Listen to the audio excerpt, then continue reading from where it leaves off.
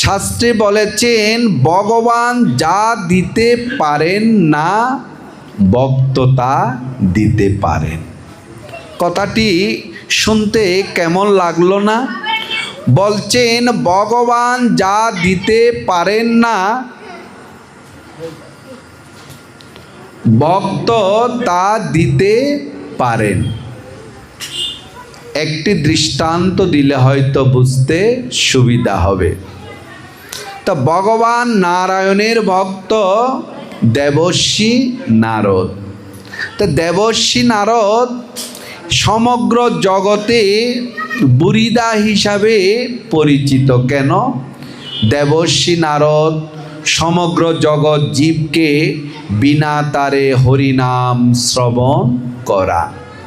তো দেবর্ষি নারদ একবার বিনার যন্ত্রে হরিনাম করতে করতে এক ভক্তিমতী মায়ের গৃহে আতিথেয়তা গ্রহণ করেছেন। তাই ওই ভক্তিমতী মা প্রাণ ভরে মন ভরে দেবর্ষি নারদের সেবা করেছেন। দেবর্ষি নারদ যখন চলে যাবেন, ঠিক ওই ভক্তিমতী মাকে উপলক্ষ করে দেবর্ষি নারদ বলতে লাগলেন, মাগো তুমি এত সুন্দর আমার সেবা করেছ, তবে আমার মন বলছে তোমার অন্তরের অন্তঃস্থলে কোথাও যেন ব্যথা লুকিয়ে আছে, তুমি কি বলবে? তখন ওই ভক্তিমতী মা হাউমাউ করে কেঁদে বলছেন, দেবর্ষি নারদ, প্রত্যেক নারীর যখন বিবাহ হয় সবাই মা ডাক শুনতে চায়, সন্তান লাভ করতে চায়। তা আমার কি দুর্ভাগ্য, বিবাহ হয়েছে বহু বৎসর কিন্তু সন্তান লাভ করতে পারিনি। তাই আপনি আপনার প্রভুকে কৃপা করে নিবেদন করুন, আমি যেন সন্তানের মা হতে পারি। দেবর্ষি নারদ গিয়ে ভগবান নারায়ণকে বলছেন, প্রভু তুমি দয়াময় করুণাময়, ওই ভক্তিমতী মায়ের সন্তান কেন নেই? তখন দেবর্ষি নারদকে ভগবান বলেছেন, দেবর্ষি ওই মায়ের সন্তানের যোগ নেই, তার সন্তান হবে না।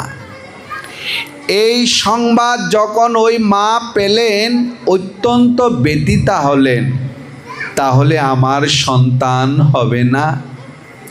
ঠিক কিছুদিন পর ওই ভক্তিমতী মায়ের গৃহের পাশ দিয়ে এক জটাজুটধারী সন্ন্যাসী যাচ্ছেন। তো সন্ন্যাসী বলতে লাগলেন, এক রুটি দেगा তো এক সন্তান মিলেগা, দো রুটি দেगा তো দো সন্তান মিলেগা। ওই ভক্তিমতী মা আকুলিতা হয়ে ব্যাকুলিতা হয়ে রুটি আর সবজি এনে ওই জটাজুটধারী সন্ন্যাসীর সেবা দিলেন। সন্ন্যাসীর সেবা অন্তে ওই ভক্তিমতী মায়ের মাথায় দুহাত তুলে দিয়ে আশীর্বাদ করলেন, আমি আশীর্বাদ করছি তুই দুটি সন্তানের জননী হবে। একটু লক্ষ্য করুন, ভগবান বলছেন তার সন্তানের যোগ নেই, কিন্তু এই সন্ন্যাসী ঠাকুর বলছেন তার একটি না দুটি সন্তান হবে। ঠিক বছর ঘুরতে না ঘুরতে ওই ভক্তিমতী মায়ের দুটি সন্তান জন্ম হলো। সন্তান দুটি দেব শিশুর মতো উঠানে হামাগুড়ি দিচ্ছে। ঠিক দেবর্ষি নারদ যখন একদিন ওই গৃহের পাশ দিয়ে যাচ্ছেন, দেখতে পেলেন দুটি সন্তান ফুটফুটে দেব শিশু। দেবর্ষি নারদ জিজ্ঞেস করলেন, মাগো এই সন্তান দুটি কার? তখন ওই ভক্তিমতী মা বলতে লাগলেন, এই সন্তান দুটি আমি ভগবানের কৃপায় লাভ করেছি। ঠিক আছে, আর দিও না। ওই ভক্তিমতী মা তখন বলতে লাগলেন, এই দুটি সন্তান আমি সন্ন্যাসীর কৃপায় লাভ করেছি। এদেরকে একটু থামান।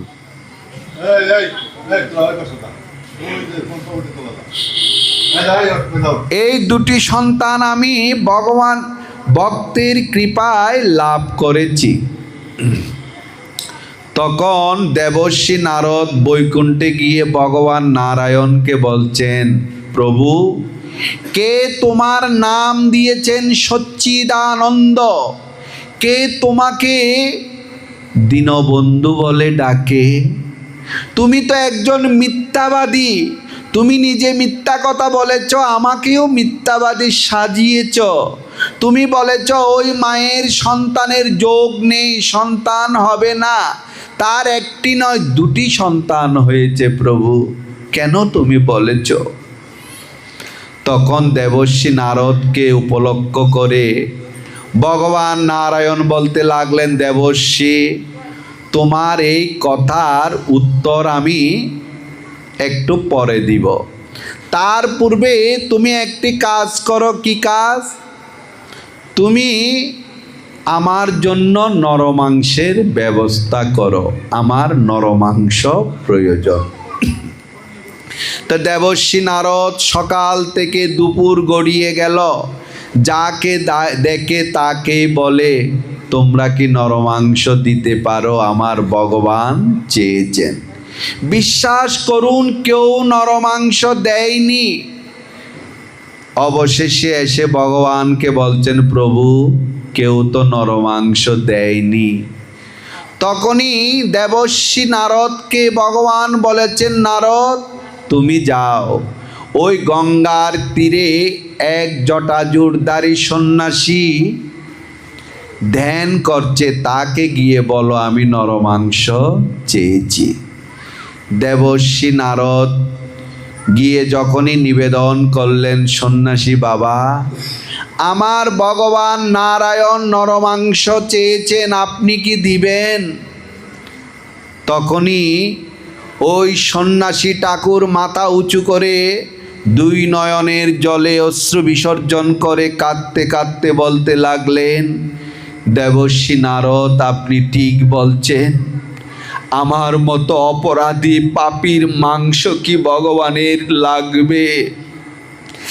এ বলে নখ দিয়ে বক্ষ বিদীর্ণ করে হৃৎপিণ্ডখানা দেবর্ষি নারদের হাতে দিলেন। দেবর্ষি নারদ ওই হৃৎপিণ্ড নেওয়ার পর বলছেন, এ কি করলেন আপনি? আপনি আপনার প্রাণটাই দিয়ে দিলেন, আপনি তো এখনই মারা যাবেন। ওই সন্ন্যাসী ঠাকুর কেঁদে কেঁদে বলছেন, জন্মিলে মরিতে হয়, এ কথা সত্য। যদি আমার এই হৃৎপিণ্ড ভগবানের সেবায় লাগে, আমি ধন্য। দেবর্ষি নারদকে বলছেন, দেখুন, ভগবানকে দিতে হলে প্রিয় বস্তুটা দিতে হয়। ভগবানকে দেওয়ার মতো তো আমার আর কিছু নেই, তাই আমার এই হৃৎপিণ্ডখানি দিয়ে দিলাম। আপনি কৃপা করে ভগবানের চরণে অর্পণ করুন। দেবর্ষি নারদ যখন ওই হৃৎপিণ্ড নিয়ে ভগবানের চরণে অর্পণ করলেন, ভগবান নারায়ণ তখন বলতে লাগলেন, দেবর্ষি, তোমার প্রশ্নের উত্তর কি তুমি পেলে? তোমার শরীরেও তো মাংস ছিল, কই তুমি তো দিলে না। আমার ওই জটাজুটধারী সন্ন্যাসী, তুমি চাওয়া মাত্র তার প্রাণটাই দিয়ে দিল, হৃৎপিণ্ড। তাই তুমি প্রশ্ন করেছিলে আমি কেন মিথ্যাবাদী, মিথ্যা কথা বলেছি। আমার ওই জটাজুটধারী সন্ন্যাসী ওই ভক্তিমতী মাকে আশীর্বাদ করে তাকে দুটি সন্তানের বর দিয়েছিল।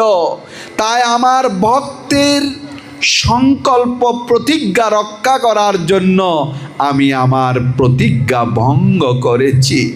বিশ্বাস করো, আমার ভক্তের জন্য আমি সমস্ত জীবনও বিসর্জন দিতে পারি। তাই ভগবান যা দিতে পারেন না, ভক্ত তা দিতে পারেন।